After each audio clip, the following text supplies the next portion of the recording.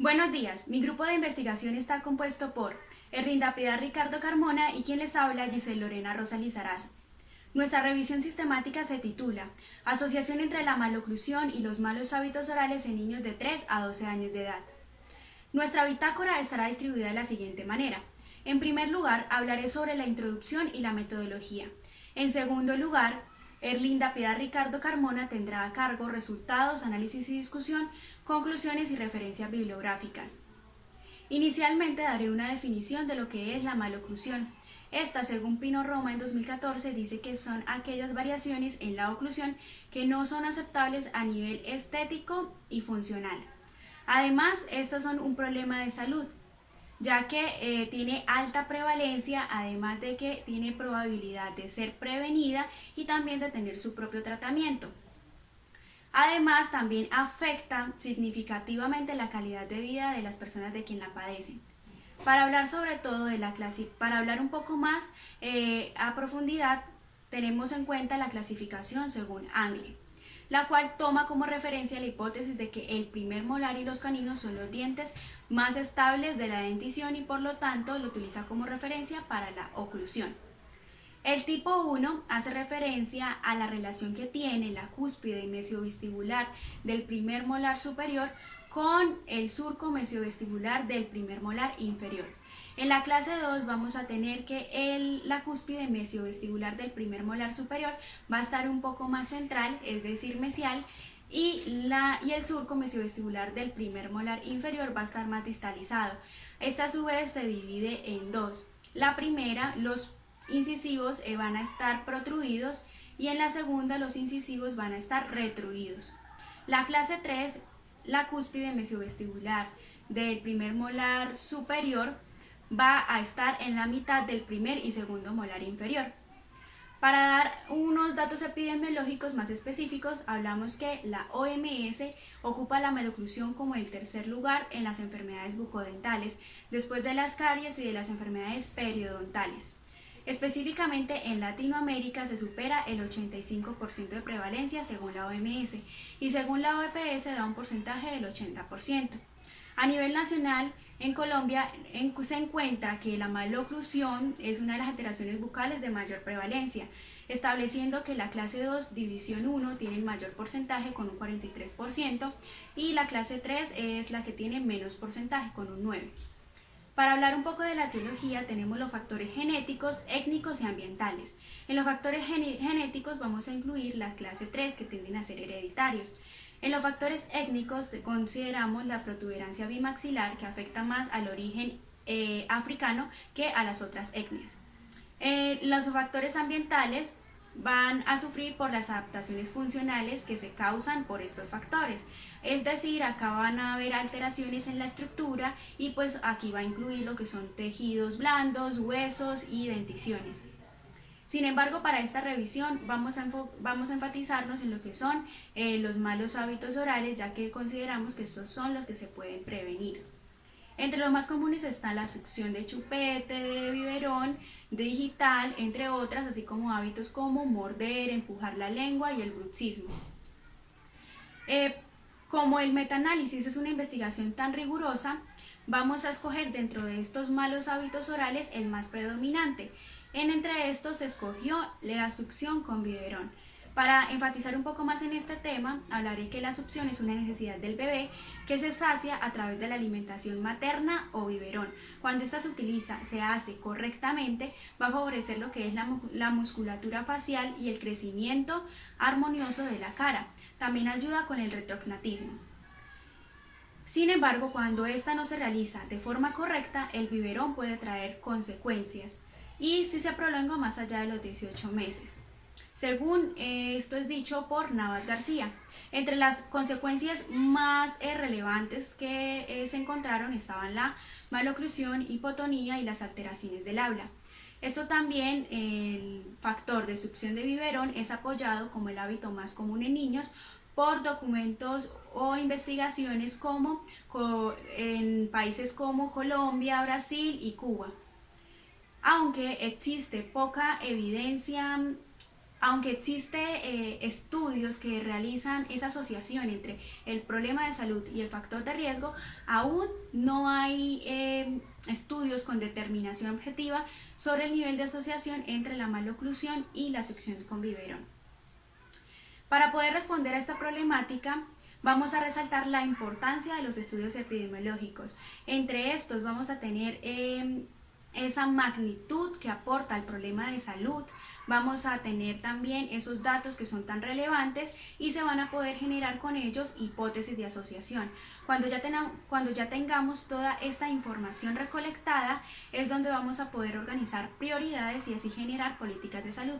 Por lo tanto, nuestro objetivo de investigación es evaluar la asociación entre la alimentación exclusiva con biberón y maloclusiones en niños de 3 y 12 años de edad mediante una revisión sistemática de etiología con el fin de establecer prioridades en el desarrollo de las políticas de salud. El grupo investigador se plantea la siguiente pregunta: ¿los niños que fueron alimentados exclusivamente con biberón tienen riesgo de presentar maloclusión entre los 3 y 12 años de edad? Para la sección de metodología vamos a iniciar aclarando que esta es una revisión sistemática de etiología que busca la asociación, como ya lo hemos dicho, de la maloclusión y de la succión con biberón. Esto mediante el metaanálisis, ya que va a permitir analizar en profundidad este tipo de situaciones en las que existen resultados discrepantes en la literatura científica. Para esto vamos a tener que generar ciertos criterios de inclusión y nos vamos a apoyar del acrónimo PEO, además de que nos va a brindar información para poder realizar la pregunta de investigación. Entonces, acá para P tenemos que la población o problema de salud. Aquí vamos a tener a los niños que están entre 3 y 12 años de edad con un diagnóstico de maloclusión. Para el factor de riesgo de exposición de interés, que es la E, vamos a tener la alimentación exclusiva de biberón y no pueden tener comorbilidades. El resultado de respuesta, que es la O, vamos a considerar los tipos de estudios de casos y controles que nos generen esas cantidades necesarias para poder determinar el odds ratio. Así como también vamos a considerar la ventana de 15 años. ¿Cuántas veces es más frecuente un evento entre los expuestos que entre los no expuestos? Es el significado para la medida de odds ratio.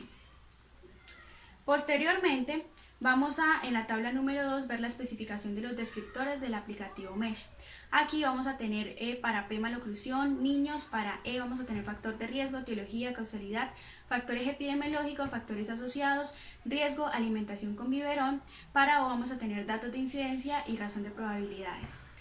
Posteriormente vamos a poder ya crear los algoritmos con las diferentes para realizar la búsqueda en las diferentes bases de datos, como lo son PubMed, ScienceDirect, Cielo, Redalyc, Embase y también Google Académico como base secundaria. También se realizó una búsqueda avanzada en PubMed que se puede ver reflejada en la tabla número 3.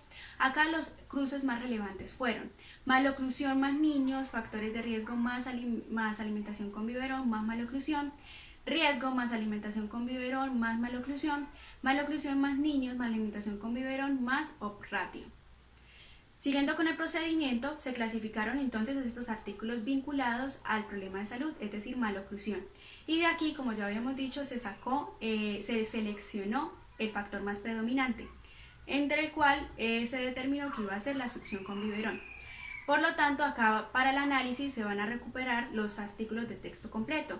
Después se va a realizar la matriz del estado del arte, en el cual saca esos datos claves de cada uno de los artículos, teniendo en cuenta título, año de publicación, indexación, población, métodos de medición, entre otros.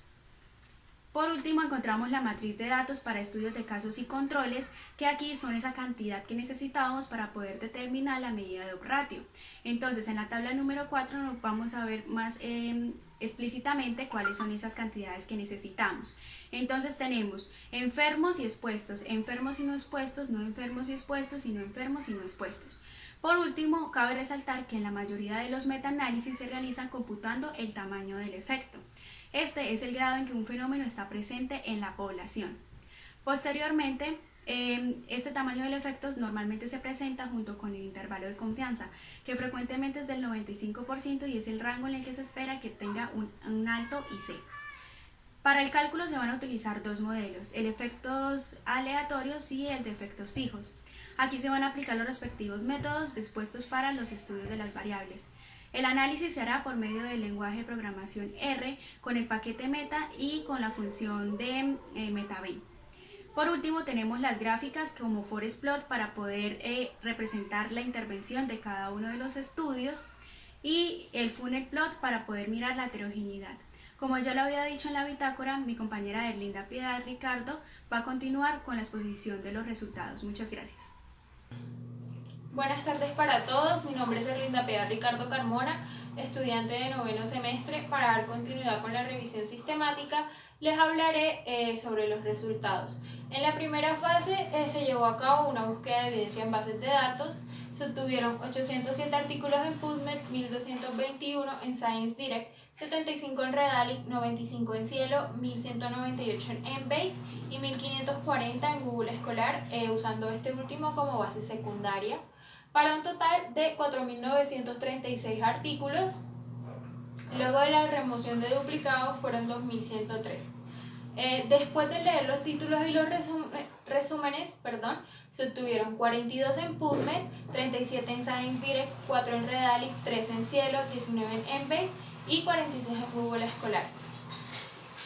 Con la lectura completa de los artículos se obtuvieron 4 en PubMed y 0 en las demás bases de datos anteriormente mencionadas, para un total de 4 artículos incluidos. Estos son el de Mesquita López Freire, realizado en España en el 2015, el de Correia Faria y colaboradores, realizado en Brasil en el 2013, el de Vázquez Nava y colaboradores, realizado en México en el 2006, y el de Roscoe y colaboradores, realizado en Brasil en el 2018, todos con indexación en PubMed. En la gráfica de Forest Plot podemos encontrar los resultados del metaanálisis. En la primera columna están los artículos incluidos identificados con el primer apellido del primer autor. En las siguientes 4 columnas encontramos las cantidades correspondientes a los grupos de casos o experimental y de control. Debajo podemos encontrar Fixed Effects Model, que corresponde al efecto de modelos fijos, que obtuvo un odds ratio de 1,47 y un intervalo de confianza de 1,19 a 1,83. Y el Random Effects Model, que tuvo un odds ratio, este corresponde al modelo de efectos aleatorios claramente, tuvo un odds ratio de 1,69 con un IC de 1,04 a 2,76. Observamos entonces que el metaanálisis se favorecen a los casos.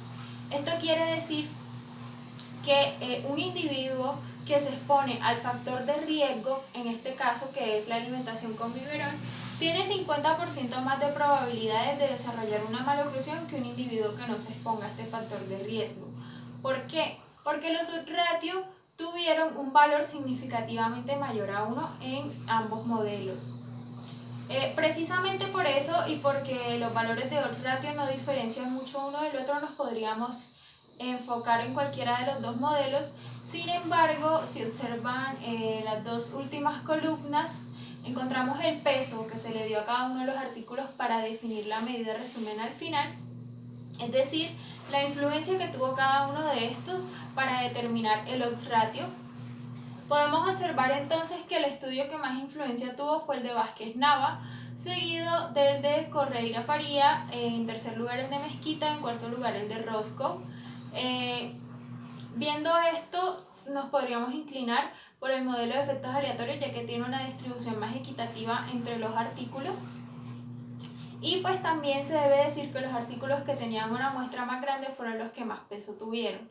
En la siguiente gráfica, que es la de funnel plot, podemos observar que los 4 artículos están dentro de la pirámide. Esto quiere decir básicamente que son homogéneos. Y en la gráfica de salidas de medida de resumen podemos encontrar los odds ratio, los intervalos de confianza para cada uno de los modelos y un valor de P. El valor de P para el modelo de efecto fijo fue de 0.0005 y para el modelo de efectos aleatorios fue de 0.35. Al ser este valor de P menor de 0.005, básicamente confirma la asociación que hay entre la alimentación con biberón y la ocurrencia de maloclusiones. También se hizo un test de heterogeneidad de los artículos, en donde encontramos un valor de P que es 0.09. Este valor de P es mayor a 0.0.5, lo cual nos confirma la homogeneidad de los estudios. Con el fin de darle una explicación explicación teórica a estos resultados del metaanálisis, iniciamos con el análisis y discusión. Partimos de que, según Bianchini, el sistema estomatognático es una unidad anatomofuncional, fisiológica, integrada, coordinada y conformada por estructuras craneofaciales y cervicales que ayudan al ser humano a cumplir funciones vitales como lo son la masticación, la deglución, la fonación y el habla. Este sistema se diferencia de otros sistemas porque sus estructuras no se relacionan en cuanto que tan cerca está una de la otra, sino en función. Básicamente son organismos que interactúan con el medio ambiente. Por lo tanto, de acuerdo con Chiavaro, sus disfunciones se presentan a modo de adaptaciones ante un agente causal o noxa. El sistema, con tal de mantener a flote estas funciones vitales, puede llegar a claudicar sus estructuras, afectando, de acuerdo con este autor, la parte nutricional y oxigenación y la parte social y estética del ser humano, como pasa con las maloclusiones, que, como sabemos, es cuando los dientes no se encuentran en una posición adecuada, que por ejemplo pueden afectar al habla por constricciones inapropiadas del tracto vocal y también a la deglución y a la masticación. De acuerdo con Herrero, las consecuencias del uso del biberón más allá de los 18 meses de edad pueden modificar la posición de los dientes. ¿Qué pasa? Que aunque la persona tenga cierta integridad morfológica, al momento de que el sistema empiece a interactuar con este factor extrínseco que sería el biberón, va a afectar los patrones esperados de crecimiento, es decir, tiene una interferencia en el crecimiento normal y esto va a inhibir la evolución del sistema hacia la eficacia. También va a causar cierre de labios débil, apertura vocal exagerada, menos excitación muscular, reflejos de succión y deglución inadecuados y pereza masticatoria. En general, una disminución del trabajo muscular que estimula al sistema para su maduración y el desarrollo. De acuerdo con Lucy, la alimentación con biberón se relaciona con dos tipos de maloclusión. Primero con la mordida abierta anterior, porque esta causa una inhibición del crecimiento vertical de la apófisis alveolar, y con la mordida abierta posterior, debido a una falta de presión y de apoyo en caninos y en molares superiores. También puede causar caries, prognatismo maxilar y retrognatia mandibular, incisivos superiores vestibularizados y paladar ojival, de acuerdo con Sánchez Peña. Ocampo dice que la maloclusión y sus consecuencias son considerados un problema de salud pública. En el contexto colombiano, a partir de la Constitución Política de 1991, se garantiza la salud como un derecho para todos y se da en servicios, por ejemplo, de prevención de la salud, de prevención de la enfermedad y promoción de la salud, que de acuerdo con la Ley 376 de 1997 pueden ser abordados desde la fonoaudiología. Teniendo en cuenta que las maloclusiones traen implicaciones para el habla, la fonación, la deglución y la masticación, que hacen parte del área de trabajo del fonoaudiólogo, con esta información se pueden orientar programas de prevención de la enfermedad para tomar decisiones desde la atención en salud que disminuyan la maloclusión y por lo tanto sus consecuencias en el habla, fonación y masticación. De acuerdo con Correa Faría, la maloclusión es más común en niños de 13 a 12 años con antecedentes de alimentación con biberón. ¿Por qué? Porque el biberón involucra diferentes músculos faciales y tiene diferentes efectos sobre el crecimiento. ¿Qué pasa con esto? Pues que actúa en función de la participación de los diferentes complejos musculares. Y la alimentación con biberón también es más común en niños que fueron amamantados por menos tiempo, de acuerdo con Roscoe. Estas afirmaciones entonces concuerdan con el odds ratio que arrojó el metaanálisis, que es mayor de 1, y pues al ser mayor de 1 nos dice básicamente que es más probable que se presente maloclusión si el individuo fue alimentado con biberón por un tiempo prolongado. Ya para concluir, prolongar el uso de biberón puede originar un hábito que paulatinamente va a afectar la anatomía y fisiología del sistema estomatognático, dificultando llevar a cabo funciones de este como lo son el habla, la masticación, la deglución y la fonación. Otra conclusión es que se observa homogeneidad en los estudios con un odds ratio mayor a 1, por lo que se concluye que el uso de biberón es un factor de riesgo para desarrollar maloclusiones. Las maloclusiones que se presentan con más frecuencia en niños con antecedentes de alimentación con biberón son la mordida abierta anterior y la mordida cruzada posterior. Y pues también con esta información se pueden adelantar proyectos de prevención de la enfermedad que permitan disminuir la incidencia de maloclusión en población infantil, de manera que las cifras de usuarios con dificultades en el habla, masticación, deglución y fonación por cuenta de problemas oclusales disminuya, mejorando su calidad de vida. Muchas gracias.